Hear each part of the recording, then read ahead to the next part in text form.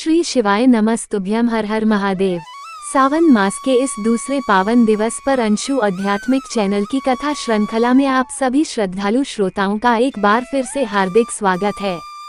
आज दिनांक है 12 जुलाई और दिन है शनिवार। आज सावन मास का दूसरा दिन है और आज सावन मास के कृष्ण पक्ष की द्वितीय तिथि पूरा दिन रहने के बाद मध्य रात्रि 1:46 पर समाप्त होगी।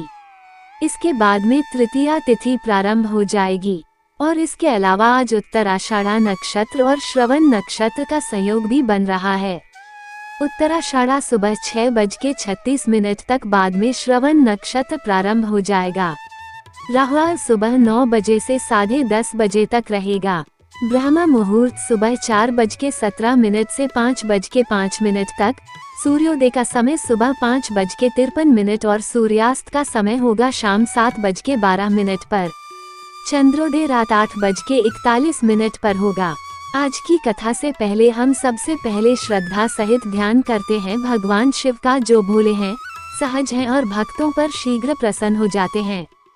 माता पार्वती का, जो अटल नारी शक्ति की प्रतीक हैं और जिनकी कृपा से भक्ति में स्थिरता आती है। और आज की विशेष प्रार्थना शनिदेव के चरणों में अर्पित करते हैं, जो हमारे कर्मों के न्यायाधीश हैं और जिनकी दृष्टि से कोई बच नहीं सकता।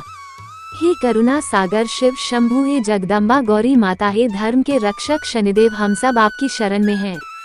हमारे जीवन के पाप दोष और दुखों को हरे और हमें ऐसा विवेक, भक्ति और धैर्य प्रदान करें जिससे हम अपने जीवन को सही मार्ग पर चला सकें। शनिदेव से विनम्र प्रार्थना है कि आपकी दृष्टि कृपा में परिवर्तित हो और हमारे जीवन में संयम, कर्म निष्ठा और सत्य का उदय हो। आज फिर आप सबसे अनुरोध है, इस कथा यात्रा के हर चरण में हमारे साथ बने रहें। कथा को अंत तक सुने और इस ज्ञान, श्रद्धा और पुण्य की धारा को आगे बढ़ाने के लिए वीडियो को लाइक, कमेंट और शेयर भी अवश्य करें। आइए सबसे पहले सुनते हैं शनि देव की कथा। एक बार की बात है कि सभी नवग्रहों में, जिनमें सूर्य, चंद्र, मंगल, बुध, बृहस्पति, शुक्र, शनि, राहु और केतु में विवाद छिड़ गया कि इन सब में बड़ा कौन है। सभी आपस में विवाद करने लगे, लेकिन कोई निर्णय ना निकलने पर देवराज इंद्र के पास वे निर्णय कराने पहुँचे। सभी ग्रहों को अपने सामने उपस्थित देखकर इंद्रदेव घबरा गए। फिर उन्होंने निर्णय करने में अपनी असमर्थता जताई, परंतु उन्होंने ये भी कहा, इस समय पृथ्वी पर राजा विक्रमादित्य का राज है, जो कि अति न्यायप्रिय है, वे ही इसका निर्णय कर सकते हैं। तब सभी ग्रह एक साथ राजा विक्रमादित्य के पास पहुँचे और अपना विवाद बताया, साथ ही निर्णय करने के लिए भी कहा। राजा विक्रमादित्य इस समस्या से चिंतित थे, क्योंकि वे जानते थे कि जिस किसी को भी छोटा बताया वही क्रोधित हो उठेगा। तब राजा को एक उपाय सूझा। उन्होंने स्वर्ण, रजत, कांस्य, पीतल, शीशा, रांगा, जस्ता, अभ्रक और लोहे से 9 सिंहासन बनवाए और उन्हें इसी क्रम से रख दिया। फिर उन सब से निवेदन किया कि आप सभी अपने अपने सिंहासन पर स्थान ग्रहण करें। जो भी अंतिम सिंहासन पर बैठेगा वही सबसे छोटा होगा। इसके अनुसार लौह सिंहासन सबसे बाद में होने के कारण शनिदेव सबसे बाद में बैठे तो वही सबसे छोटे कहलाए। अब शनिदेव को लगा कि राजा ने ऐसा जानबूझकर किया है, तो वो क्रोध में आकर राजा विक्रमादित्य से बोले, राजा तू मुझे नहीं जानता।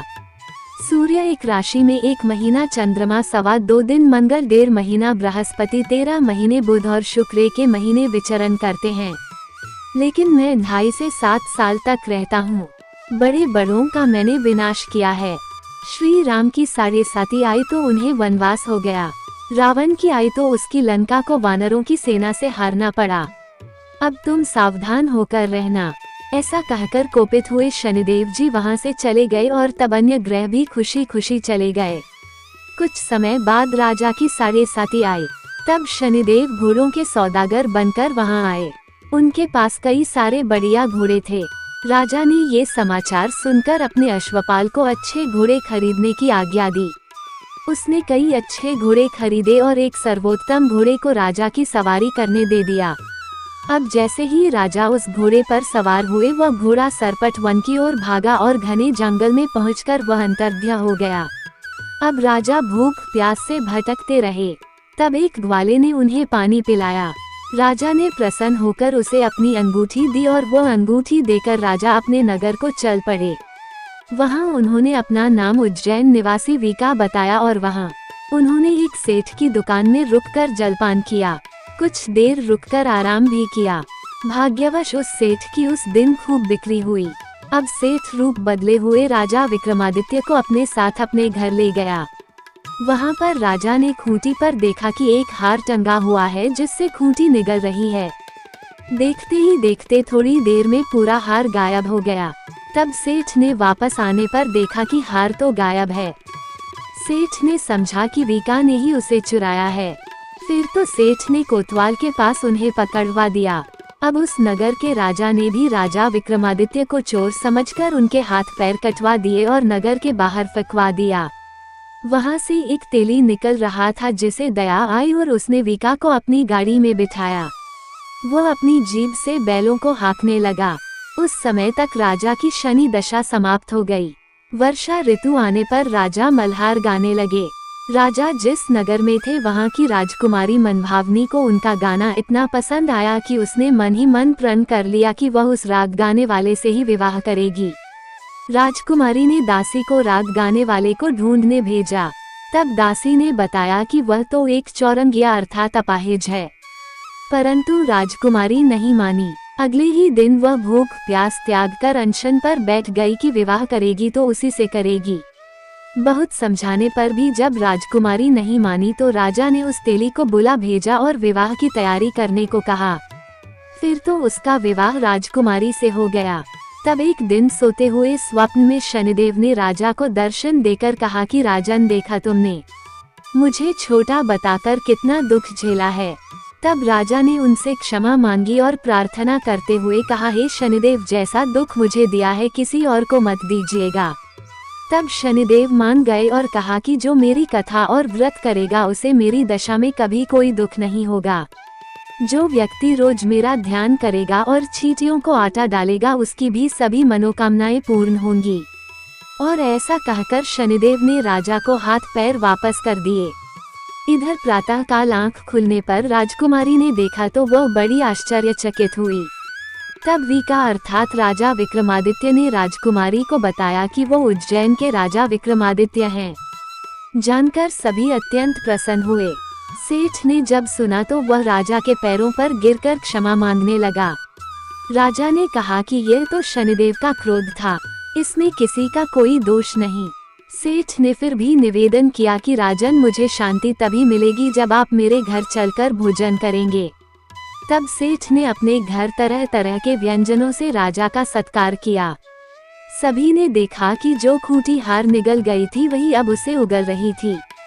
सेठ ने अनेक मोहरे देकर राजा का धन्यवाद किया। इसके बाद राजा रानी को लेकर अपने राज्य वापस लौट आए, जहां पर उनका खूब धूमधाम से स्वागत किया गया। राजा विक्रमादित्य ने कहा कि उन्होंने शनिदेव को छोटा बताया था, लेकिन वे तो सर्वश्रेष्ठ हैं। तब से राजा विक्रमादित्य के राज में शनिदेव की पूजा और कथा रोज होने लगी। शनिदेव की ये दिव्य और प्रेरणादायक कथा अब पूर्ण होती है। जिन्होंने भी श्रद्धा से इस कथा को सुना उन्होंने न केवल शनिदेव की कृपा प्राप्त की बल्कि अपने पापों का भी क्षय किया। कथा श्रवण का यही संदेश है, जो जैसा कर्म करेगा वैसा फल पाएगा, पर शनिदेव यदि कृपा कर दे तो दुर्भाग्य भी सौभाग्य बन जाएगा।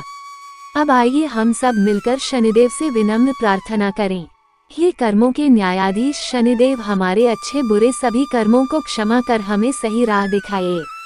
हमारे जीवन से संकट, दरिद्रता, रोग और शत्रुता को दूर कर धैर्य, विवेक, संयम और सफलता प्रदान कीजिए। शनिदेव की कथा सुनने मात्र से मनुष्य को चंद्र दोष, राहु, केतु की बाधाएं और समस्त शनि पीड़ा से मुक्ति मिलती है। जो हर शनिवार को इस कथा को सुनते हैं, शनिदेव उनके जीवन की नया पार लगा देते हैं। प्रेम से बोलिए शनिदेव महाराज की जय। अब सुनिए सावन मास महात्म के दूसरे दिन की कथा। भगवान शिव से देवी पार्वती बोली, हे महेश्वर, अगर प्रभास क्षेत्र सभी तीर्थों में श्रेष्ठ है तब तो अन्य बहुत तीर्थों के विस्तार से क्या लेना है। प्रभास क्षेत्र का ही महात्म्य बताइए। प्रभास क्षेत्र कौन है, उसकी सीमा क्या है और उसका सार तत्व क्या है। प्रभु ये सब आप बताने की कृपा करें। तब भगवान शिव कहने लगे, देवी सभी क्षेत्रों में प्रभास मुझे अधिक प्रिय है। प्रभास में उत्तम सिद्धि और परम गति की प्राप्ति होती है। उसके पूर्व भाग में अंधकार का नाश करने वाले स्वामी सूर्यनारायण जी हैं।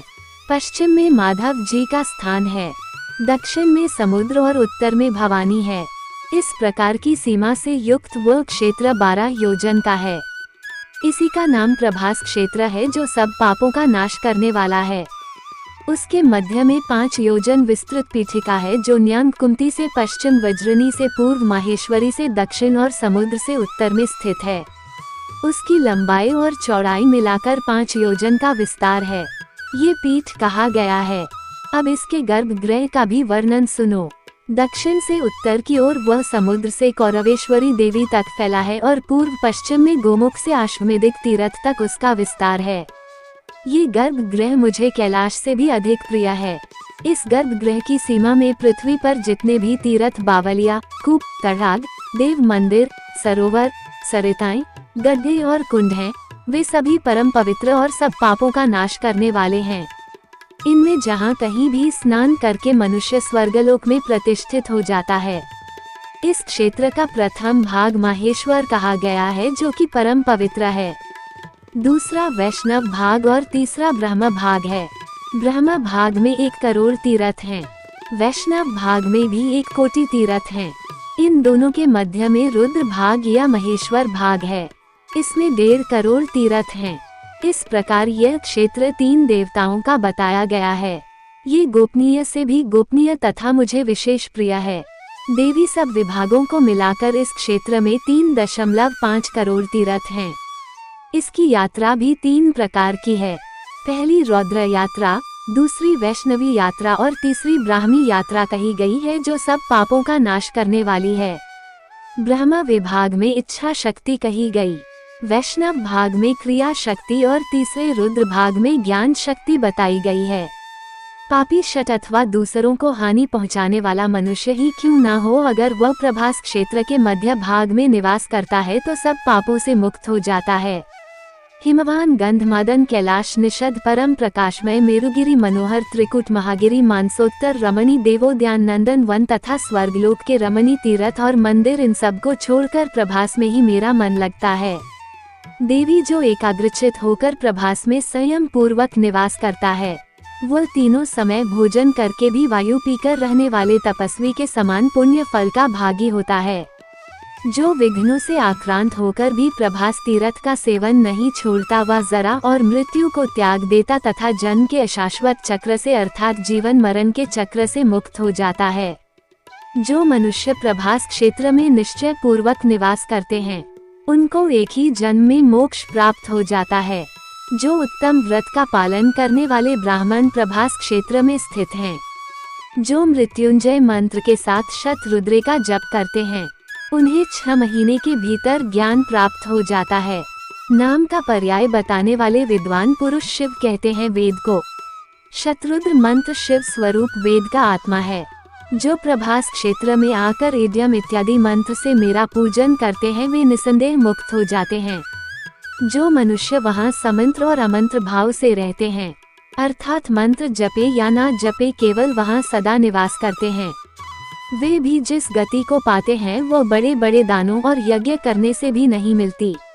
इस क्षेत्र में स्वयंभू लिंग के रूप में साक्षात हम महेश्वर ही निवास करते हैं। प्रभास में भगवान सोमनाथ के दक्षिण में करोड़ों रुद्र स्थित हैं। ब्रह्मांड में जितने भी तीर्थ हैं, वे सभी वैशाख की चतुर्दशी को सोमनाथ के समीप जाते हैं। प्रभास क्षेत्र में निवास करने वाले पुरुषों के लिए जो सद्गति बताई गई है, वह न तो कुरुक्षेत्र में है, न हरिद्वार में और न पुष्कर में ही है। देव महादेव जी का वह गुप्त क्षेत्र 7 योजन है। वहाँ ब्रह्मा और विष्णु आदि देवता तथा असंख्य योगी सनातन भगवान मुझ सदा शिव की ही उपासना किया करते हैं। देवी वे सभी मेरे भक्त हैं और मेरी ही उपासना में तत्पर रहते हैं। संयमशील सन्यासी 8 मास तक भ्रमण करते हैं और 4 मास तक एक जगह प्रभास तीर्थ में नियम ग्रहण करके उन्हें निवास करना चाहिए। एक मनुष्य सोमेश्वर शिव का पूजन करता है और दूसरा तप करता है, और उन दोनों में वही श्रेष्ठ है जो सोमनाथ की पूजा में तत्पर हैं। जो योग सांख्य 5 रात्र तथा अन्य शास्त्रों द्वारा जानने योग्य है वे ही शिव प्रभास क्षेत्र में स्थित हैं। सोम लिंग में ही यह संपूर्ण चराचर जगत स्थित है, इसलिए उस लिंग में सदा महादेव जी का यत्न पूर्वक पूजन करना चाहिए।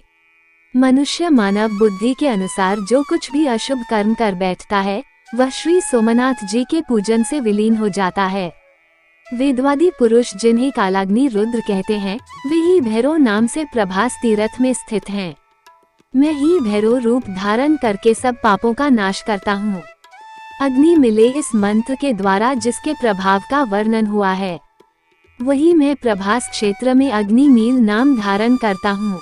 इसके सिवा सब देवताओं ने मेरा वहाँ नाम कालाग्नि रुद्र भी रखा हुआ है। मेरा एक नाम अग्निशान भी है। इस प्रकार 3 नाम बताए जाते हैं।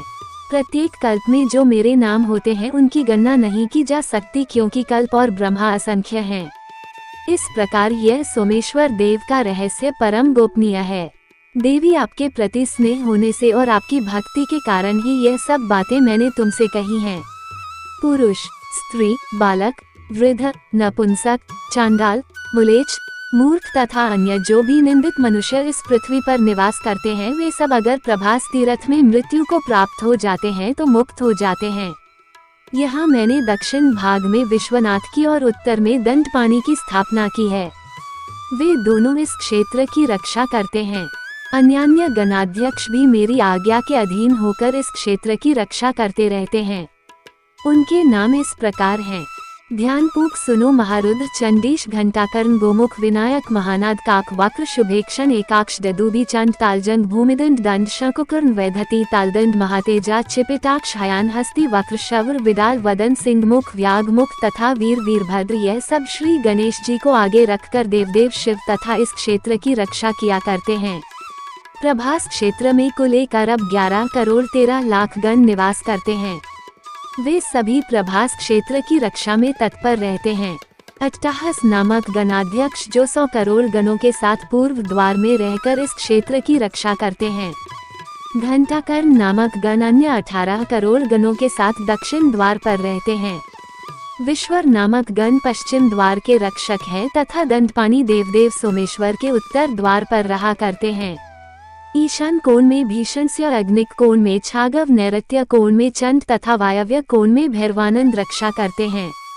नंदी, महाकाल, दंडपानी और विनायक यह मध्य भाग में 100 कोटि गणों के साथ सोमनाथ के अंगरक्षक हैं।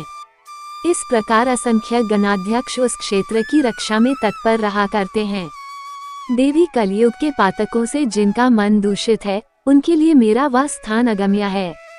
मेरे लोक में जो पातालवासी सिद्ध हैं वे काल भैरव सोमनाथ की परिक्रमा किया करते हैं। पृथ्वी में जो पुण्य तीर्थ मंदिर और देवता हैं वे सभी सोमेश्वर देव की परिक्रमा करते हैं। शाकुनी, भारभूति, आषाढ़ी, दंड, पुष्कर, नैमिष, अमरेश्वर, भैरव, मध्यम काल, केदार, कण्वीरक, अट्टाहस, महेंद्र, श्रीशैल तथाया आदि सभी तीर्थ भगवान सोमनाथ की प्रदक्षिणा तथा उनके लिंग की स्तुति करते हैं। जहाँ प्राची सरस्वती है वहाँ 10 सहस्त्र अरब तथा 3 करोड़ ऋषि निवास करते हैं। जो मनुष्य यहाँ अपने पाप नाशन के लिए स्नान करेंगे उन्हें 10 गोदान का पुण्य प्राप्त होगा। वहाँ पर शूल, भेद आदि लिंग पूजन करने योग्य हैं। महापाचारी मनुष्य भी प्राची सरस्वती में प्राण त्याग करके साक्षात शिव को प्राप्त होता है। हे ब्राह्मणों, वहाँ दही और कंबल दान करने चाहिए। ये दान सभी पापों का नाश करने वाला तथा सार से भी सार पुण्य है। ब्राह्मण स्थान में एक ब्राह्मण को भोजन कराने से कोटि गुना फल मिलता है। ये जानकर मैं वहाँ प्रसन्नता पूर्वक स्थित रहता हूँ।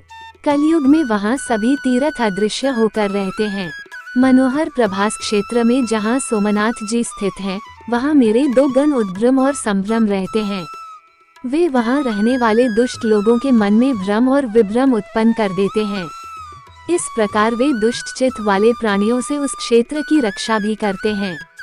जो श्रेष्ठ मनुष्य इस तीर्थ में भक्ति पूर्वक दंडपानी का दर्शन करते हैं उन्हें किसी प्रकार का कोई विघ्न नहीं प्राप्त होता। जो ब्राह्मण, क्षत्रिय, वैश्य, शूद्र तथा वर्ण संकर इच्छा या अनिच्छा से उस शुभ क्षेत्र के भीतर मृत्यु को प्राप्त होते हैं वे सभी मेरा सारूप्य प्राप्त करके मेरे दिव्य धाम में चले जाते हैं। मेरु, सातों द्वीप तथा सातों समुद्रों के गुणों का वर्णन किया जा सकता है, परंतु आदिदेव सोमेश्वर शिव के गुणों का वर्णन 100 कोटि वर्षों में भी नहीं किया जा सकता। जय भोलेनाथ। आज का अध्याय समाप्त हुआ। इसके आगे का वृतांत आप सभी अगले अध्याय में सुनिएगा। अब सुनिए शिव चालीसा पाठ और भगवान शिव की आरती। जय गणेश गिरजा सुवन मंगल मूल सुजान कहत अयोध्या दास तुम देहो अभय वरदान।